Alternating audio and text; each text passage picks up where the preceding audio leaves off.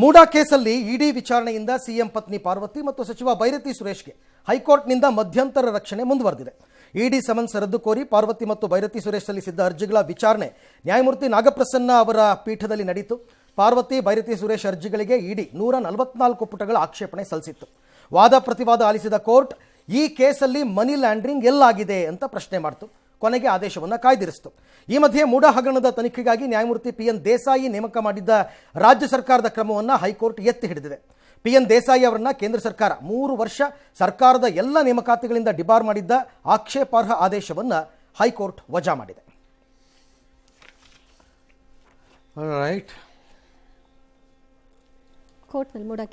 ನ್ಯಾಯಮೂರ್ತಿ ನ್ಯಾಯಪ್ರಸನ್ನ ಅವರ ಪೀಠದಲ್ಲಿ ನಡೆದಂತಹ ವಾದ ಪ್ರತಿವಾದಗಳ ಸಣ್ಣ ಪುಟ್ಟ ವಿವರಗಳು ಹೀಗೆ ಇದ್ದಂತೆ ಇದೆ. ಸಿಎಂ ಪತ್ನಿ ಸ್ವಯಂ ಪ್ರೇರಿತರಾಗಿ ಸೈಟನ್ನು ಹಿಂತಿರುಗಿಸಿದ್ದಾರೆ. ಸ್ವಯಂ ಪ್ರೇರಿತರಾಗಿ ಅವರು ಹಿಂದಿರುಗಿಸದೇ ಇರುವುದಕ್ಕೆ ಬೇರೆ ದಾರಿ ಇರಲಿಲ್ಲ ಅಲ್ಲಿ, ಹಾಗಾಗಿ ಹಿಂತಿರುಗಿಸಿದ್ದಾರೆ. ಆಮೇಲೆ ಯಾವಾಗ ಹಿಂತಿರುಗಿಸಿದ್ರು ಅನ್ನೋದು that's okay, that's court will see. ಅದೇನೊಂದು ಅದು ಹಂಗಲ್ಲ. ಸ್ವಯಂ ಪ್ರೇರಿತರಾಗಿ ಅಂದರೆ ತುಂಬ ದಾನ ರೂಪದಲ್ಲಿ ಮಾಡಿಬಿಟ್ಟಿದ್ದಾರೆ ಅಂತಲ್ಲ. ಇದು ಕಾಂಪ್ಲಿಕೇಟ್ ಆಗ್ತಾ ಇದೆ ಅನ್ನೋದು ಗೊತ್ತಿದ್ದೇ ಮಾಡಿರೋದು. ಅದು ತಪ್ಪು ಅಂತ ನಾನು ಹೇಳಿಲ್ಲ, ತಪ್ಪು ಸರಿ ಅಂತ ಹೇಳಿಲ್ಲ. ಪಾರ್ವತಿಯವರು ಸೈಟ್ಗಳಿಂದ ಲಾಭಾಂಶ ಪಡೆದಿಲ್ಲ, ದಟ್ಸ್ ಟ್ರೂ, ಸರಿ ಇದೆ. ಯಾಕಂದರೆ ಅವ್ರು ತೆಗೆದುಕೊಂಡ ನಿವೇಶನಗಳನ್ನು ವಾಪಸ್ ಕೊಟ್ಟ ಮೇಲೆ ಅದರಿಂದ ಅವ್ರಿಗೆ ಲಾಭ ಬರೋಕ್ಕೆ ಸಾಧ್ಯ ಇಲ್ಲ. ಹೌದು, ವೆರಿ ನ್ಯಾಚುರಲ್ ಅದು. ಆಮೇಲೆ ಅದನ್ನು ಮಾರ್ಕೊಂಡು ಇಲ್ಲ ಅವರು. ಅದೇ ಮಾರಿಲ್ಲದೆ ಇರೋದ್ರಿಂದನೇ ಲಾಭ ಇಲ್ಲರಿ. ಅಲ್ಲಿ ತರಕಾರಿ ಬೆಳೆದ್ಬಿಟ್ಟು ದುಡ್ಡು ಮಾಡಿದ್ರು ಅಂತ ಹೇಳ ಹಂಗಾರೆ ಹಂಗಾಗಲ್ವಲ್ಲ. ಮನಿ ಲ್ಯಾಂಡ್ರಿಂಗ್, ಹಾಗಾಗಿ ಕೇಸನ್ನು ದಾಖಲಿಸಕ್ಕೆ ಬರಲ್ಲ ಅಂತ ಇವ್ರದ್ದು ವಾದ. Fair enough. ಇಡಿ ತನ್ನ ಕಾರ್ಯವ್ಯಾಪ್ತಿ ಬಿಟ್ಟು ತನಿಖೆ ಮಾಡ್ತಾ ಇದೆ. ಮೂಲ ಅಂಶಗಳಿಲ್ಲದೆ ECIR ಅನ್ನು ದಾಖಲಿಸಿದೆ. ಸೈಟ್ ಹಿಂತಿರುಗಿಸಿರುವುದು ಅಪರಾಧ ಒಪ್ಪಿಕೊಂಡಂತೆ ಅಲ್ಲ ಅಂತ ಇದೆ. ಇದು ಸಣ್ಣಕ್ಕೆ ಗ್ರೇ ಏರಿಯಾ. ಕೋರ್ಟು ಹೇಗೆ ನೋಡುತ್ತೆ ಅದನ್ನು ಅಂತ. ಅವರು ಹಿಂತಿರುಗಿಸಿದ್ದು ಇದು ಕಾಂಪ್ಲಿಕೇಟ್ ಆಗಿ ಆರೋಪ ಬಂದಿದೆ, ನನಗ್ಯಾಕೆ ಬೇಕು ಅನ್ನೋ ಮನೋಭಾವದಲ್ಲಿ ಮಾಡಿದ್ದಾರೆ ಅಂತ ಕೋರ್ಟ್ ನಿರ್ಮಾಣ ಮಾಡುತ್ತೋ, ಅಥವಾ ನಾನು ಇದನ್ನು ಇಟ್ಟುಕೊಂಡ್ರೆ ನಮ್ಮ ಕುತ್ತಿಗೆಗೆ ಬರಬಹುದು ಎಂಬ ಭಯ, ಅಥವಾ ಅಂತಹ ನಿರೀಕ್ಷಿತ ಭಯದ ಅಪಾಯದ ಸುಳಿಯಲ್ಲಿ ಸಿಕ್ಕಬಹುದು ಅನ್ನೋದ್ರಿಂದ ಮಾಡಿದ್ದಾರೋ, that court has to take a call. ನಮಗೆ ಗೊತ್ತಾಗಲ್ಲ ಅದು. ಈಗಾಗಲೇ ಲೋಕಾಯುಕ್ತ ಪೊಲೀಸರು ಬಿ ರಿಪೋರ್ಟ್ ಸಲ್ಲಿಸಿದ್ದಾರೆ. ಲೋಕಾಯುಕ್ತ ಪೊಲೀಸರ ಬಿ ರಿಪೋರ್ಟು ಸರ್ವಮಾನ್ಯ ಅಂತಾರಾಷ್ಟ್ರೀಯ ವಿಶ್ವಸಂಸ್ಥೆಯ ವರದಿಯ ಥರ ಏನಲ್ಲ ಅದು. That is challenged. ಕೋರ್ಟ್ಗೆ ಹೋಗುತ್ತೆ, ಕೋರ್ಟ್ ಏನೋ ಒಂದು ತೀರ್ಮಾನ ಮಾಡುತ್ತೆ. ಫೇರ್. ಇಡೀ ಪರ ಯಾರೋ ವಾದ ಮಂಡಿಸಿದ್ದಾರೆ ASC. ಇದು 14 ಸೈಟ್ಗೆ ಸಂಬಂಧಿಸಿದ ದೂರಲ್ಲ, ದೂರುದಾರರು. ಮೂಡಾದಲ್ಲಿ 5,000 ಕೋಟಿ ಮೊತ್ತದ ಹಗರಣ ನಡೆದಿದೆ. ಇಲ್ಲೊಂದು ಪಾಯಿಂಟ್ ಬಂತು. ಇಡೀ ಥರ ಕಾರ್ಯವ್ಯಾಪ್ತಿ ಬಿಟ್ಟು ತನಿಖೆ ಮಾಡ್ತಿದೆ. ಕೆಲವೊಮ್ಮೆ ಕ್ರಿಮಿನಲ್ ಇನ್ವೆಸ್ಟಿಗೇಷನ್ಸಲ್ಲಿ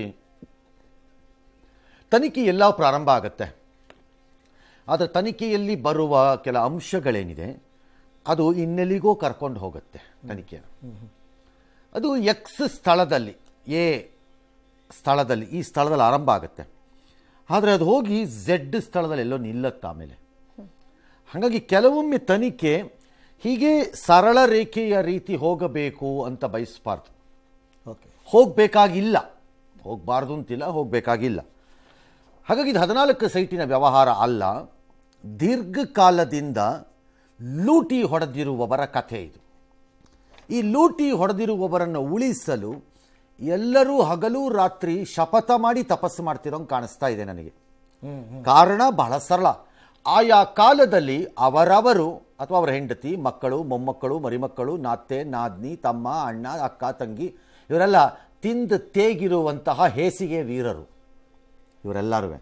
ಹಾಗಾಗಿ ಈಗ ಎಲ್ಲ ಹೇಸಿಗೆ ವೀರರು ಒಂದಾಗಿದ್ದಾರೆ, ನೆನಪಿಟ್ಕೊಳ್ಳಿ. ಅದು ಕಾಂಗ್ರೆಸ್ಸೂ ಹೌದು, BJPನೂ ಹೌದು, may be even JDS, may be ನಂಗೆ ಗೊತ್ತಿಲ್ಲ, ಅವರು ಇರ್ಬೋದು ಇದರಲ್ಲಿ. ಹಾಗಾಗಿ ಎಲ್ಲ ಹೇಸಿಗೆ ವೀರರ ಏಕೈಕ ಕೆಲಸ ಏನೀಗ?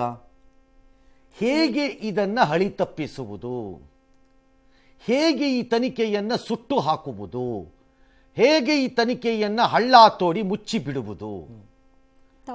ಇದೇ 3 ಪಕ್ಷದ ಹೇಸಿಗೆ ವೀರರ ಕಾರ್ಯಾಚರಣೆ. ಈಗ ಅದರ ಮಧ್ಯದಲ್ಲಿ ಇದು ನಡೀತಾ ಇದೆ. ಆರೋಪಿಗಳ ಸಂಬಂಧಿಕರು ರಿಯಲ್ ಎಸ್ಟೇಟ್ನಲ್ಲಿದ್ದಾರೆ, ಅಪರಾಧ ಅಲ್ಲ ಅದು. ಸಚಿವ ಬೈರತಿ ಸುರೇಶ್ ಸಂಬಂಧಿಕರು ರಿಯಲ್ ಎಸ್ಟೇಟ್ನಲ್ಲಿದ್ದಾರೆ, ಈಗೇನು ಅಪರಾಧ ಅಲ್ಲ. ಈ ಮೂಡಾಗ ಕೇಸ್ಗೆ ಲಿಂಕ್ ಅದು ಆಗಿದೆ. ಬೇರೆ ವಿಚಾರ, ಅದನ್ನು ನೀವು ಪ್ರೂವ್ ಮಾಡಿ. ಆ ಬಿಸ್ನೆಸ್ಸಲ್ಲಿ ಇದ್ದಾರೆ ಅಂದರೆ ಅದು ಅಪರಾಧ ಅಲ್ಲ. ಅದು ಹೌದು. ನಗರಾಭಿವೃದ್ಧಿ ಸಚಿವರು ಸಂಬಂಧಿಕರ ಹೆಸರಿನಲ್ಲಿ ಜಮೀನು ಮಾಡಿದ್ದಾರೆ. That you have to prove as ಬೆನಾಮಿಯಾಗಿ ಅದನ್ನು ಪ್ರೂವ್ ಮಾಡಬೇಕು ನೀವು, ಯಾರು ಇಡಿ. ಇದ್ರಲ್ಲಿ ಮಾಹಿತಿ ಕೇಳಿದ್ದೀವಿ ಈ ವಿಚಾರದಾಗೆಲ್ಲ. ತಪ್ಪೇನಿಲ್ಲ. ಅವ್ರು ಮಾಹಿತಿ ಕೊಡಬೇಕು ಅನ್ನೋದಾದ್ರೆ ಕೊಡ್ಬೋದು. ಕೋರ್ಟು ನಾಳೆ ಅನುಮತಿ ಕೊಟ್ಟರೆ 24 ಅಕ್ಟೋಬರ್ 1ರಂದು ಇಡಿ ECIR ದಾಖಲು ಮಾಡಿದೆ. ಅದೇ ದಿನ ಮೂಡಾಗೆ CM ಪತ್ನಿ ಪತ್ರ ಬರೆದು ಸೈಟ್ ವಾಪಸ್ ಕೊಟ್ಟಿದ್ದಾರೆ. ಅಂದರೆ ಲಿಂಕ್ ಮಾಡ್ತಿದ್ದಾರೆ. ನಾವು ಯಾವತ್ತು FIR ಥರದ ECIR ಮಾಡ್ಕೊಂಡ್ವೋ ಅವತ್ತೇ ಅವ್ರು ಕೊಟ್ಟಿದ್ದಾರೆ ಅಂದರೆ ಅವ್ರಿಗೆ ಗೊತ್ತಾಯಿತು ಇದು ಕಾಂಪ್ಲಿಕೇಟ್ ಆಗಿ ಬುಡಕ್ಕೆ ಬೆಂಕಿ ಬೀಳತ್ತೆ, ಸುಮ್ಮನೆ ಯಾವನಿಗೆ ಬೇಕಿದ್ರೆ ಸವಾಸ ಅಂತ ಕೊಟ್ಟಿದ್ದಾರೆ ಅಂತ. ಯಾಕೆ ಅಷ್ಟೊಂದು ಆತುರದ ಕ್ರಮ? ಮೂಡಾಧಿಕಾರಿಗಳಿಂದ ಜೆಟ್ ಸ್ಪೀಡಲ್ಲಿ ಯಾಕೆ ವಾಪಸ್ ಪಡೆದ್ರು? ಅದು ಒಂದಿದೆ, ಜೆಟ್ ಸ್ಪೀಡಲ್ಲಂತೂ ಇದೆ. ಅಧಿಕಾರಿಗಳನ್ನ ಕೇಳಬೇಕಲ್ವಾ ಸರ್? ಅಧಿಕಾರಿಗಳನ್ನೇ ಕೇಳಬೇಕು.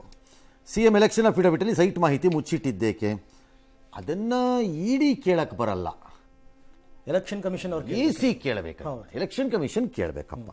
ಸರ್, ಇಲ್ಲಿ ಇವರಿಬ್ರು ಕೋರ್ಟ್ಗೆ ಹೋಗಿರ್ತಕ್ಕಂಥದ್ದು ನಮ್ಮನ್ನ ಇಡಿ ಅವರ ವಿಚಾರಣೆಗೆ ವಿಚಾರಣೆಗಿಂದ ಮುಕ್ತಿ ಕೊಡಿ ಅಥವಾ ವಿನಾಯಿತಿ ಕೊಡಿ ಅಂತಲ್ವಾ ಸರ್?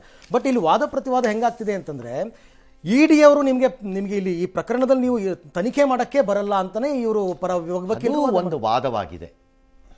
ಅಲ್ಲ, ನಿಮಗೆ ತನಿಖೆ ಮಾಡಲಿಕ್ಕೆ ಬರಲ್ಲ ಅನ್ನೋದು ನನ್ನ ಮೂಲವಾದ. ತನಿಖೆ ಮಾಡಕ್ಕೆ ಬರಲ್ಲ ಅಂತ. ಹಾಗಾಗಿ ನೀನು ನನಗೆ ಸಮನ್ಸ್ ಕೊಡಕ್ಕೆ ಯೋಗ್ಯನೇ ಅಲ್ಲ ಅಂತ ನಾನು ನಿನಗೆ ನಮ್ಮ ಮನೆ ಒಳಕ್ಕೆ ಬರಲೇಬಾರ್ದು, ನಿನಗೆ ಅಧಿಕಾರ ಇಲ್ಲ ಅಂದ ಮೇಲೆ ನಿನ್ಯಾವುದೋ ರೂಪದಲ್ಲಿ ಕಾಗದ ಬರೀಲ್ಲ ಅಂತಂದ್ರೆ ನೀವು ಬರೀಬೇಡ ಅಂತೀವಿ. ಹೌದು. ಹಾಗೆ ಇಲ್ಲವೇ ಇಡಿಗೆ ಅಧಿಕಾರವೇ ಇಲ್ಲ ಎಂಬುದು ಅರ್ಜಿದಾರರ ವಾದ. ಅಧಿಕಾರವೇ ಇಲ್ಲ ಅನ್ನೋದು ಸಾಬೀತಾಗಿ ಹೋದ್ರೆ ಸಮನ್ಸ್ ಕೊಡೋ ಪ್ರಶ್ನೆ ಬರಲ್ಲ. ಹಾಗಾಗಿ ನೀನು ಸಮನ್ಸನ್ನ ಕೊಡೋ ಹಂಗಿಲ್ಲ ನನಗೆ ಅಂತ ಕೇಳೋ ಬದಲು ಅವ್ರು ಆ ವಾದ ಮಾಡ್ತಿದ್ದಾರೆ.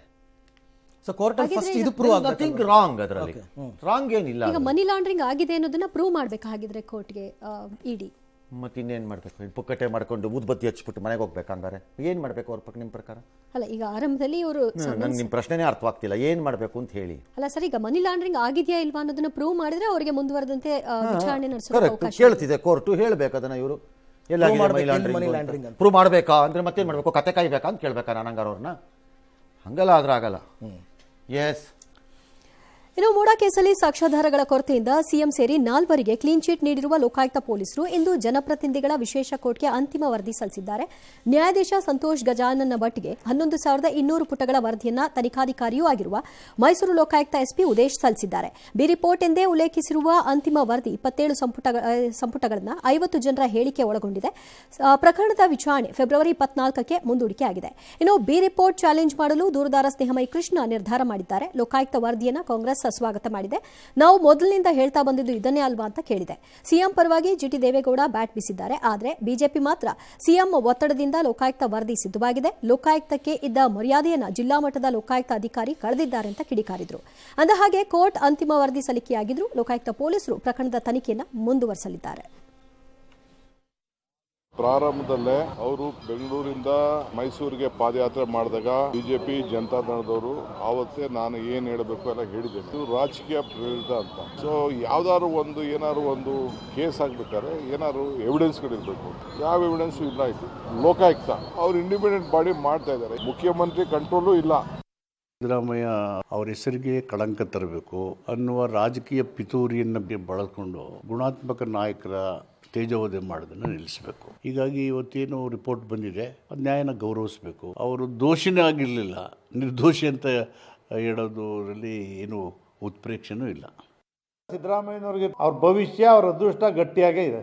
ಒಂದು FIR ಆದ ಕೂಡಲೇ ಸಿದ್ದರಾಮಯ್ಯನವ್ರನ್ನೇ ರಾಜೀನಾಮೆ ಕೊಡಿ ಇದೊಂದೇ ಆಯ್ತಲ್ಲ. ಲೋಕಾಯುಕ್ತ ಯಾವುದೇ ಸಾಕ್ಷಿಗಳೇ ಇಲ್ಲ ಅಂತ ಏನ್ ಹೇಳಿದ್ದಾರೆ, ಅದಕ್ಕೇನ್ ಸಾಕ್ಷಿ? ಲೋಕಾಯುಕ್ತ ಉತ್ತಮವಾಗಿ ಕೆಲಸ ಮಾಡ್ತಿದ್ದಾರೆ, ಪ್ರಭಾವಕ್ಕೊಳಗ ಕೊಟ್ಟಿದ್ದಾರೆ ಅಂತ ಏನ್ ಹೇಳ್ತಾರೆ. ಈಗ ನ್ಯಾಯ ಲೋಕಾಯುಕ್ತ ಪೊಲೀಸರಿಂದ ತನಿಖೆ ಮಾಡಿದ್ರೆ ಇದು ಡೆಫಿನೆಟ್ ಆಗಿ ಇದು ಯಾವುದೇ ಒಂದು ರೀತಿಯಂತ ರಿಸಲ್ಟ್ ಬರಲಾರದೆ ನ್ಯಾಯೋಚಿತವಾದಂಥ ತನಿಖೆ ಆಗಲಾರದೆ ಇದನ್ನು ಮುಚ್ಚಿ ಹಾಕ್ತಾರೆ ಅಂತ ಹೇಳಿ ಇವರು ಅದು ಸ್ವತಂತ್ರ ಸಂಸ್ಥೆ ಅಂತ ಇಲ್ಲ ಅವ್ರ ಕೈಗೊಂಬೆ ಅಂತ ಅಂದ್ರೆ ಲೋಕಾಯುಕ್ತನೇ ಒಂದು ಸಹಜವಾದ ರಾಜಕೀಯ ಹೇಳಿಕೆ. ಲೋಕಾಯುಕ್ತ ವರದಿಯನ್ನ ರಿವರ್ಸ್ ಕೊಟ್ಟಿದ್ದಿದ್ರೆ ಏನು ಹೇಳ್ತಿದ್ರು ಬಿಜೆಪಿಯವರು ಕಾಂಗ್ರೆಸ್? ಅದು ರಾಜಕೀಯವಾದ ಪಾಲು. ಬಟ್ ಸುಳ್ಳು ಹೇಳಬಾರ್ದು. ಜಿಟಿ ದೇವೇಗೌಡರು ಹೇಗೆ ಸರ್? ಡೋಂಟ್ ಸುಳ್ಳು ಹೇಳಬೇಡಿ ಈ ವಯಸ್ಸಿಗೆ. ಸಾಕ್ಷಿಗಳೇ ಇಲ್ಲ ಅಂತಲ್ಲ ವರದಿಲಿಲ್ಲ, ಸಾಕ್ಷ್ಯಗಳ ಕೊರತೆ ಇದೆ, ಸಾಕ್ಷಿಗಳೇ ಇಲ್ಲ ಅಂತೇಳಿಲ್ಲ. ಮತ್ತು ನನಗೆ ಜಿ ಟಿ ದೇವೇಗೌಡರಂಥವರಿಂದ ಇದಕ್ಕಿಂತ ಬೆಟರ್ ಸ್ಟೇಟ್ಮೆಂಟ್ ಬರಲ್ಲ. ರಾಜಕೀಯವಾಗಿ ಕುಮಾರಸ್ವಾಮಿಯ ಜೊತೆ ಮುನಿಸಿಕೊಂಡಿರುವ ಜಿ ಟಿ ದೇವೇಗೌಡರು ಇದನ್ನು ಹೇಳಲೇಬೇಕು, ಅವ್ರಿಗೆ ಬೇರೆ ದಾರಿ ಇಲ್ಲ. ನಿರೀಕ್ಷಿತ. ಇನ್ನು ಇಶ್ಯೂ ಈ ಹಗರಣದ ಭಾಗವಾಗಿ ಅವ್ರ ಮೇಲೆ ಅವ್ರ ರಿಲೇಟಿವ್ ಯಾವುದೋ ಆರೋಪ ಬಂದ್ಬಿಟ್ಟಿದೆ. ಹೌದು. ಹಾಗಾಗಿ ನನಗೆ ಜಿ ಟಿ ದೇವೇಗೌಡರ ಈ ಹೇಳಿಕೆ ಬಹಳ ಆಶ್ಚರ್ಯಕರವಾಗಿದೆ ಅಂತ ಏನಿಲ್ಲ. You are a party, finished. ಇನ್ನು ಡಿ ಕೆ, ನಾನು ಹೇಳಿದ್ದೆ ಅವತ್ತೇ ರಾಜಕೀಯ ಪ್ರೇರಿತ, ಮುಗಿದೋಯ್ತು. ಇಲ್ಲ, ನನ್ನ ಪ್ರಕಾರ ರಾಜಕೀಯ ಪ್ರೇರಿತ ಸಿ ಎಮ್ದು ಇರಬಹುದು. ನಾನು ಹೇಳ್ತಾ ಇದ್ದೀನಿ ಅದನ್ನು, ಬಿಕಾಸ್ ನನಗೆ ಡೇ ಒನ್ನಿಂದ ನನಗೆ ಸಾಕ್ಷ್ಯ ಕಾಣಿಸ್ತಿಲ್ಲ ಅಂತ. ಆದರೆ ಈ ರಾಜಕೀಯದ ವ್ಯಕ್ತಿಗಳ ಹೆಸರನ್ನು ಹೇಳಿಕೊಂಡು ಹಗಲು ರಾತ್ರಿ ಪೂರ್ಣಿಮೆ ಮತ್ತು ಅಮಾವಾಸ್ಯೆಯನ್ನು ನೋಡದೆ ತಿಂದು ತೇಗಿದ ಕಂತ್ರಿಗಳಿದ್ದಾರಲ್ಲ, ಅವರೆಲ್ಲ ಯಾರು? ಅದು ಯಾರ ಅಪ್ಪನ ಮನೆ ದುಡ್ಡದು? ಇದರ ಡಿ ಕೆ ಹೇಳಬೇಕು, ಇದು ಚೀಫ್ ಮಿನಿಸ್ಟರ್ ಹೇಳಬೇಕು, ಇಲ್ಲ ಜಿ ಟಿ ಹೇಳಬೇಕು, ಇಲ್ಲದ್ರೆ ಯಾರೋ ಯಡಿಯೂರಪ್ಪನೋ ವಿಜಯೇಂದ್ರನೋ ಬೊಮ್ಮಾಯಿನೋ ಹೇಳಬೇಕು. ಯಾರ ಅಪ್ಪನ ಮನೆ ದುಡ್ಡು? ಇಲ್ಲ ಮಾದೇವಪ್ಪ ಹೇಳಿ, ನಿಮ್ಮ ತಾತನ ಮನೆ ದುಡ್ಡ ಅದು? ತಿಂದು ತೆಗಿದೀರಲ್ಲ ಎಲ್ಲರೂ. ಹಾಗಿದ್ರೆ ಹೀಗೆ ಹೇಳಿ, ವೆದರ್ ಡಿ ಕೆನೋ ಮಾದೇವಪ್ಪನೋ, ಹೀಗೆ ಹೇಳಿ, ಯಾರೂ ತಿಂದೇ ಇಲ್ಲ, ಆ ಮಾತು ಮೂಡಾದಲ್ಲಿ ಏನೂ ಆಗೇ ಇಲ್ಲ, ಹಂಗೆ ಹೇಳ್ರಿ. ಲಜ್ಗೆಟ್ಟವ್ರು ತಗೊಂಬಂದು ಎಲ್ಲರೂ ತಿನ್ನೋದನ್ನೇ ಕಾಯ್ಕ ಮಾಡ್ಕೊಂಡಿರೋರು ಬಾಯಲ್ಲಿ ಇನ್ನೇನು ಬರುತ್ತೆ? ಹೌದು. ಯಾರನ್ನೋ ಉಳಿಸಲಿಕ್ಕೆ ಹೋಗಿ ಇನ್ಯಾವುದೋ ಈ ತೇಗಾಟವನ್ನು ತಡಿಬೇಡಿ. ಹಾಗೆ ಮಾಡಿದ್ದಕ್ಕೆ ದೇಶ ಹಿಂಗಾಗಿರೋದು. ಈ ದೇಶ ಉದ್ಧಾರ ಆಗಲ್ಲ, ಬರೆದಿಟ್ಕೊಳ್ಳಿ. ಅದೆಲ್ಲೋ ಡಿ ಕೆ ಹೇಳ್ತಾರಂತೆ, ದೇವರು ಬಂದರೂ ಈ ಟ್ರಾಫಿಕ್ ಸರಿ ಹೋಗಲ್ಲ ಬೆಂಗಳೂರಿಗೆ ಅಂತ. ದೇವರು ಬಂದರೂ ಈ ದೇಶ ಉದ್ಧಾರ ಆಗಲ್ಲ, ಬರೆದಿಟ್ಕೊಳ್ಳಿ. ನಾನು ಹೇಳ್ತೀನಿ ಬೇಕಾರೆ ದೇವರು ಬಂದರೂ ಈ ದೇಶ ಉದ್ಧಾರ ಆಗಲ್ಲ. ಅಂದರೆ ಅಲ್ಲಿಯ ಜನ ಉದ್ಧಾರ ಆಗುವವರು ನಿಮ್ಮಂಥವ್ರುಗಳು. ಅಂದರೆ ಯಾರ್ಯಾರಿದ್ದೀರಿ ತಿಂದು ತೇಗುವ ವೀರರು, ನೀವು ಉದ್ಧಾರ ಆಗುವರು. ನಿಮ್ಮ ಹತ್ರ ಹಣ ಸೇರ್ತಿರೋದು. ಆ ರಾಹುಲ್ ಗಾಂಧಿ ಬುರುಡೆ ಬಿಡ್ತಾರೆ ಬಂದು 30 ಪುಸ್ತಕ ಹಿಡ್ಕೊಂಡು. ಬನ್ನಿರಿ ಇಲ್ಲಿ ತೋರಿಸ್ತೀನಿ ನಿಮ್ಮ ಪಕ್ಷದೊಳಗಡೆ ಯಾರ್ಯಾರು ಲೂಟಿ ಹೊಡೆದು ಏನೇನಾಗಿದ್ದಾರೆ ಅಂತ. ಇಲ್ಲಿ ತೋರಿಸ್ತೀನಿ ಬನ್ನಿ. ಇಲ್ಲಿ ಬುರುಡೆ ಬಿಡ್ತಾರೆ ಸುಮ್ಮನೆ. ಬಡವರು, ಬ್ಯಾಕ್ವರ್ಡ್, ಇದು ದಲಿತರು ಅಂದ್ಕೊಂಡು ಬುರುಡೆ ಬಿಟ್ಕೊಂಡು ನಿಂತ್ಕೋತಾರೆ. ಬನ್ನಿರಿ ಇಲ್ಲಿ ತೋರಿಸ್ತೀನಿ, ಇಲ್ಲಿ ಯಾರು ಹೆಂಗಿದ್ದ ಏನಾಗಿದ್ದಾನೋ ಅವನು ಅನ್ನೋದನ್ನು ತೋರಿಸ್ತೀನಿ. ಬನ್ನಿ ಇಲ್ಲಿ ನನ್ನ ಹತ್ರ 10 ದಿನ ನನ್ನ ಜೊತೆ ಇರಿ ಸಾಕು, ತೋರಿಸ್ಕೊಟ್ಬಿಡ್ತೀನಿ ಕರ್ನಾಟಕನ. ಉದ್ಧಾರ ಆದವ್ರು ಯಾರು ಹಾಗಾದ್ರೆ ಅಂತ ಪ್ರಶ್ನೆ. ದೇಶ ಉದ್ಧಾರ ಆಗತ್ತಂತ ಯಾವನ್ ತಿನ್ಕೊಂಡು ಹೋಗ್ಲಿ ಬಿಡ್ರೆ ಸುಮ್ಮನೆ ಯಾಕೆ. ಲೋಕಾಯುಕ್ತ ಪೊಲೀಸರ ಪ್ರಕರಣದ ತನಿಖೆನ ಮುಂದುವರಿಸ್ತಾರಂತೆ. ಯಾವ ಆಧಾರದಲ್ಲಿ ಮುಂದುವರಿಸ್ತಾರೆ? ಯಾವ ಬ್ರೀಫ್ ಇದೆ ನಿಮಗೆ? ಕೋರ್ಟು ಸ್ಪೆಸಿಫಿಕ್ ಬ್ರೀಫ್ ಕೊಟ್ಟಿತ್ತು. ಹೌದು. ಆ ಬ್ರೀಫ್ ಮೇಲೆ ತನಿಖೆ ಮಾಡಿ ವರದಿ ಕೊಟ್ಟಾಗಿದೆ. ಈಗ ಹೆಂಗೆ ಮುಂದುವರಿಸ್ತೀರಿ? Unless the court tells you came into picture for investigation under court orders. Court orders complete ಮಾಡಿ ಇವತ್ತು ರಿಪೋರ್ಟ್ ಕೊಟ್ಟಾಗಿದೆ. ಇನ್ನೇನು ಕೆಲಸ ನಿಮ್ಮದು? Court has not told you. ಹೌದು. ಅಡಿಷನಲ್ ಆಗಿ ಏನಾದರೂ ಒಂದಷ್ಟು ಇದನ್ನ ಮಾಡಬೇಡಿಪ್ಪ. ಯಾರೋ ತಿಂದವ್ರು ತಿನ್ಕೊಂಡು ಹೋಗಿದ್ದಾರೆ ಬಿಡ್ರಿ. ಯಾರ್ರೀ ಅದು? Investigation officer. ಎಷ್ಟು ಚೆನ್ನಾಗಿ ಕೆಲಸ ಮಾಡಿದ್ದೀರಿ ನೀವು, ಶಬಾಸ್ ಅಂತ ಬೆನ್ ತಟ್ಟಿಸ್ಕೊಳ್ಳೋದಲ್ವೇ ಅವರೆಲ್ಲರ ಕೈಯಲ್ಲೂ? ನೀವು ಸುಮ್ಮನೆ ತಟ್ಟಿಸ್ಕೊಂಡು ಮನೆಗೆ ಹೋಗ್ರಿ. ಎಷ್ಟು ವರ್ಷ ಇದೆಯೋ ಅಷ್ಟು ವರ್ಷ ಸರ್ವಿಸ್ ಮಾಡಿಕೊಂಡು ತುನ್ಕು ಮುಂದುವರಿಸ್ತಾರಂತೆ. ಯಾವನನ್ನು ಕೇಳ್ರಿ ಮುಂದುವರಿಸ್ತೀರಿ ನೀವು? ಎಸ್. ಇನ್ನು ಮೂಡಾ ಕೇಸಲ್ಲಿ ಸಿಎಂ ಸಿದ್ದರಾಮಯ್ಯನವರಿಗೆ ಕ್ಲೀನ್ ಚಿಟ್ ಸಿಕ್ಕಿರೋದು ಅವರ ಬಣದ ಮುಖಂಡರಲ್ಲಿ ಹೊಸ ಜೋಶ್ ಅಂತೆ. ಸಿಎಂ ಬದಲಾವಣೆನೇ ಇಲ್ಲ ಅಂತ ಮಾದೇವಪ್ಪ. ಇನ್ನು ಡಿಕೆಶಿ ವಿರುದ್ಧ ರಾಜಣ್ಣ ಮಾತನಾಡಿದ್ದಕ್ಕೆ ಅವ್ರಿಗೆ ಹೆಚ್ಚು ಕೆಲಸ ಇಲ್ಲ ಅಂತ ಬಾಲಕೃಷ್ಣ. ರಾಜಕೀಯ ಅಜೆಂಡಾದೊಂದಿಗೆ ದೆಹಲಿಗೆ ಹೋಗಿರಲಿಲ್ಲ ಅಂತ Parameshwar. D K Shivakumar CM ಆಗೋದಕ್ಕೆ ಸಿದ್ದರಾಮಯ್ಯ ಬೇಕೇ ಬೇಕು, 10 ಜನ ಶಾಸಕರನ್ನ ಇಟ್ಕೊಂಡು ಸಿಎಂ ಆಗಕ್ಕಾಗಲ್ಲ ಅಂತ ಜಿ ಟಿ ದೇವೇಗೌಡರು ಎಲ್ಲ ಮಾತಾಡಿದ್ದಾರೆ. ನೋಡೋಣ. ಸಿಎಂ ಬದಲಾವಣೆ ಪ್ರಶ್ನೆ ಬಂದಿಲ್ಲ ಅಂತ ಪ್ರಶ್ನೆ ಬಂದಿಲ್ಲ. ಗ್ಯಾರಂಟಿನೋ ಅಲ್ವೋ ಭದ್ರನೋ ಪ್ರಶ್ನೆ ಬಂದೇ ಇಲ್ವಲ್ಲ. ಬಿಜೆಪಿಯವರೆಲ್ಲ ಟೈಮ್ ಕೊಡ್ತಾ ಇದ್ದಾರೆ, ಈ ಟೈಮಲ್ಲಿ ಇಳಿದು ಬಿಡ್ತಾರೆ. ಆನೆ ಹೋಗ್ತಾ ಇತ್ತು, ನರಿ ನೋಡ್ತಾ ಇತ್ತು ಕೆಳಗಡೆ. ಆನೆದು ಬಿಡ್ಲಿಲ್ಲ, ನರಿ ತಿನ್ಲಿಲ್ಲ. ಆ ತರ ಅವ್ರ ಕತೆ. ದಲಿತ ಮುಖಂಡರ ಸಮಾವೇಶ ಮಾಡಬೇಕು ಕಾಂಗ್ರೆಸ್ ಅಲ್ಲಿ ಅನ್ನೋ ಚರ್ಚೆ. ಸಭೆಗೆ ಯಾರು ಬೇಡ ಅಂತ ಹೇಳಲ್ಲ, ಸಭೆ ಮಾಡಬಾರ್ದು ನಿಲ್ಲಿಸ್ಬಿಡಿ ಅಂತ ಯಾರು ಹೇಳಲ್ಲ. ರಾಜಣ್ಣ ಅವರು ಅವ್ರಿಗೆ ಸ್ವಲ್ಪ ಜಾಸ್ತಿ ಕೆಲಸ ಕೊಡ್ಬೇಕಾಯ್ತು. ನಮ್ಮ ಸರ್ಕಾರದಲ್ಲಿ ಕೆಲಸ ಕಡಿಮೆ ಆಗ್ಬಿಟ್ಟಿದೆ. ಕೆಲಸ ಕಡಿಮೆ ಆಗಿರೋದ್ರಿಂದ ಅವಾಗ ಈ ತರ ಮಾತುಗಳನ್ನ ಆಡ್ತಾರೆ. ಅದಕ್ಕೆ ಹೆಚ್ಚು ಪ್ರಾಶಸ್ತ್ಯ ಕೊಡೋ ಅವಶ್ಯಕತೆ ಇಲ್ಲ ಅಂತ ನಾವು ಹೇಳ್ತೀವಿ. ನಮ್ಮ ಹೈಕಮಾಂಡ್ ಸ್ಟ್ರಾಂಗ್ ಆಗಿದೆ, ಯಾವಾಗ ಇಂಜೆಕ್ಷನ್ ಕೊಡ್ಬೇಕು ಅವಾಗ ಕೊಡ್ತದೆ.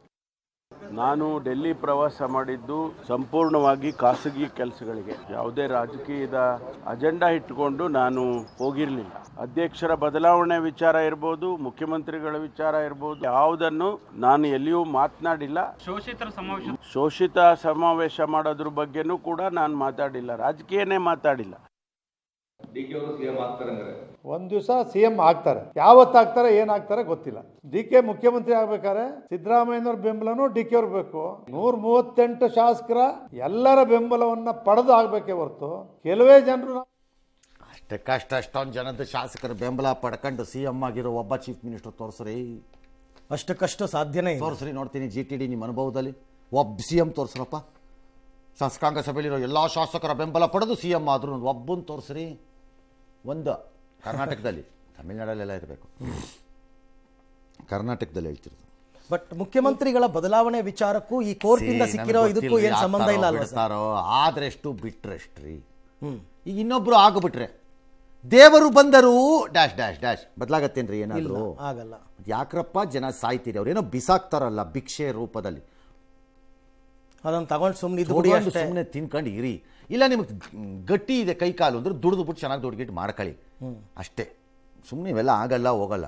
ಉದ್ಧಾರ ಆಗೋದ್ರೆ ನೀವಾಗಿ ದೇಶ ಸಮಾಜ ಇವೆಲ್ಲ ಬಿಟ್ಟುಬಿಡಿ, ಮುಗೀತು. ಈಗ ಅವ್ರು ಯಾರೋ ಹೇಳಿದ್ರಪ್ಪ, ಅವನಿಗೆ ಹೋಗ್ತಾ ಇತ್ತು ನರಿ ಏನೋ ಮಾಡಿಬಿಡ್ತು ಅಂತ ಒಂದು ಬುರುಡೆ ಸ್ಟೋರಿನ ಬಿಟ್ಟರು. ಹಳೇ ಕಾಲದ 1ನೇ ಕ್ಲಾಸ್ ಮಕ್ಕಳಿಗೂ ಹೇಳೋಕ್ಕಾಗದೇ ಇದ್ದಿದ್ದು ಸ್ಟೋರಿ ಅದು. ಆ ಸ್ಟೋರಿ ಅದು. ಮಾದೇವಪ್ಪನವರೇ, ನಿಮ್ಮ ರಾಜಕೀಯದಲ್ಲಿ ಜೀವನ ಉಳಿಸ್ಕೊಳ್ಳೋಕ್ಕೆ ಕಾಂಗ್ರೆಸ್ಸಿಗೆ ಬಂದ್ರಲ್ಲ ನೀವು. ಆ ಕಾಂಗ್ರೆಸ್ ಸ್ವಾತಂತ್ರ್ಯ ಬಂದ ಮೇಲೆ ಎಂಥ ಮಖನ, ಎಂಥ ಆನೆ ಥರ ಇತ್ತು. ಏನಾಯಿತು ಆನೆಗೆ? ಈಗೆಲ್ಲಿ ಆನೆ? ಅವತ್ತು ನರಿ ಟೈಪ್ ಇದ್ವಲ್ಲ, ಅವೆಲ್ಲ ಏನಾಗಿದೆ ಇವತ್ತು? ಹೌದು, ಏನಾಗಿದೆ ಅವತ್ತು? ನರಿ ಟೈಪಲ್ಲಿ ಇದ್ದಿದ್ದು. 1 ಸೀಟು 2 ಸೀಟು ತಗೊಂಡು ಒಂದು ದಿನ ಅಧಿಕಾರಕ್ಕೆ ಬರ್ತೀವಿ ಅನ್ಕೊಂಡು ಪಾಪ ನರಿ ಟೈಪಲ್ಲಿ ಇದ್ರಲ್ಲ, ಅವರೆಲ್ಲ ಏನಾಗಿದ್ದಾರೆ? ನಿಮ್ಮ ಆನೆ ಏನಾಗಿದೆ ಇವತ್ತು? ಕಾಲ ಒಂದೇ ತರ. ದಿಲ್ಲಿಯನ್ನು ಆಳಿದ ಆನೆ ಸ್ಥಿತಿ ಇವತ್ತು ಏನಾಗಿದೆ? ಆನೆ ಸ್ಥಿತಿ ದಿಲ್ಲಿನಲ್ಲಿ ಝೀರೋ. ಈ ಆನೆ ನರಿ ಕತೆ ಬಿಟ್ಬಿಡಿ. ಆನೆನ ಮಕಾಡೆ ಮಲಗಿಸೋದು ಗೊತ್ತು ಜನಕ್ಕೆ, ನರಿಯನ್ನು ಆನೆ ಮಾಡೋದು ಗೊತ್ತು ಜನಕ್ಕೆ, ಮತ್ತು ಆನೆಗಳನ್ನು ಗುಳೆ ನರಿಗಳು ಮಾಡಿ ಆಚೆ ಓಡಿಸೋದು ಗೊತ್ತು. ಇವೆಲ್ಲ ಬಿಟ್ಬಿಡಿ ಈ ಸ್ಟೋರಿ ಕತೆನ. ಎಸ್, ಹೈಕೋರ್ಟ್ ನ್ಯಾಯಮೂರ್ತಿಗಳನ್ನು ವಿಚಾರಣೆಗೆ ಒಳಪಡಿಸುವ ಅಧಿಕಾರ ತಮಗಿದೆ ಅಂತ ಲೋಕಪಾಲ್ ನೀಡಿದ್ದ ತೀರ್ಪಿಗೆ ಸುಪ್ರೀಂ ಕೋರ್ಟ್ ತಡೆಯಾಜ್ಞೆ ನೀಡಿದೆ. ಈ ಆದೇಶ ತೀರಾ ವಿಚಲಿತ ಮಾಡುವ ಸಂಗತಿ ಮತ್ತು ಅಪಾಯದಿಂದ ಕೂಡಿದೆ ಅಂತ ಸುಪ್ರೀಂ ಕೋರ್ಟ್ ವ್ಯಾಖ್ಯಾನಿಸಿದೆ. ಇದು ನ್ಯಾಯಾಂಗದ ಸ್ವಾತಂತ್ರ್ಯಕ್ಕೆ ಸಂಬಂಧಿಸಿದಂತಹ ಮಹತ್ವದ ವಿಚಾರ. ಆಪಾದನೆ ಕೇಳಿ ಬಂದ ನ್ಯಾಯಮೂರ್ತಿಯ ಹೆಸರನ್ನ ಬಯಲು ಮಾಡಬೇಡಿ ಅಂತ ದೂರುದಾರರಿಗೆ ಸುಪ್ರೀಂ ಕೋರ್ಟ್ ಸೂಚಿಸಿದೆ. ಕೇಂದ್ರ ಸರ್ಕಾರ ಲೋಕಪಾಲ್ ರಿಜಿಸ್ಟ್ರಾರ್ಗೆ ನೋಟಿಸ್ ಕಳಿಸಿದೆ. ಹೈಕೋರ್ಟ್ 1ರ ಹೆಚ್ಚುವರಿ ನ್ಯಾಯಮೂರ್ತಿ ವಿರುದ್ಧ ಕೇಳಿಬಂದ 2 ದೂರುಗಳನ್ನು ಲೋಕಪಾಲ್ ವಿಚಾರಣೆ ನಡೆಸಿದೆ. ಒಂದು ಕ್ಲಾರಿಟಿ ಬೇಕಷ್ಟೇ. ಇದಕ್ಕೆ ದೊಡ್ಡ ಸಮಸ್ಯೆ ಅಲ್ಲ ಇದು ಆ್ಯಕ್ಚುಲಿ, ಬಟ್ ಅದೊಂದು ಕ್ಲಾರಿಟಿ ಬೇಕು. ಲೋಕಪಾಲ್ ತನ್ನ ಅಧಿಕಾರವನ್ನು ಯಾವ ರೀತಿ ವಿಮರ್ಶೆ ಮಾಡಿಕೊಂಡು ಅವರು ಈ ರೀತಿಯ ತೀರ್ಮಾನಕ್ಕೆ ಬಂದಿದ್ದಾರೆ ಅದನ್ನು ನೋಡಿ ಅದಕ್ಕೆ ಬೇಕಾದಂಥ ತಿದ್ದುಪಡಿ ರೂಪದ ಕ್ಲಾರಿಟಿಯೋ ಅಥವಾ ಇಲ್ಲ ಎಂಬುದನ್ನು ತೀರ್ಮಾನ ಮಾಡ್ಕೋಬೇಕು. ಬಟ್ ಮೂಲ ಆಶಯ ಲೋಕಪಾಲ್ ಅದೇ ಅಲ್ವಾ ಸರ್? ಏನು ಈಗ ಎಲ್ಲರ ಪ್ರಶ್ನಾತೀತರು ಯಾರೂ ಇಲ್ಲ ಅನ್ನೋ ರೀತಿಯಲ್ಲಿ ಲೋಕಪಾಲನ್ ಪ್ರಶ್ನಾತೀತರು ಮಾಡೋಕ್ಕಾಗತ್ತಾ? Who is Lokpal? ಮೇಲಿಂದ ಇಳಿದು ಬಂದಿದ್ದ ಬ್ರಹ್ಮನ ತಮ್ಮನ? ಇಲ್ಲ. ಬ್ರದರ? ಖಂಡಿತ ಇಲ್ಲ. ಮತ್ತೆ who is he? How do I know? Balance of checks and balances ಬೇಕಾಗಿದೆ. ಹೈಕೋರ್ಟಿನ ನ್ಯಾಯಮೂರ್ತಿಗಳನ್ನು ನೇಮಕ ಮಾಡಿದ ನಂತರ ತೆಗಿಬೇಕು ಅನ್ನೋದಾದರೆ, ಅಂದರೆ ಪರ್ಮನೆಂಟ್ ಆದಂಥ ನ್ಯಾಯಮೂರ್ತಿಗಳನ್ನು ತೆಗಿಬೇಕು ಅನ್ನೋದಾದರೆ ಪಾರ್ಲಿಮೆಂಟಲ್ಲಿ 2/3 ಮೆಜಾರಿಟಿ ಬೇಕು.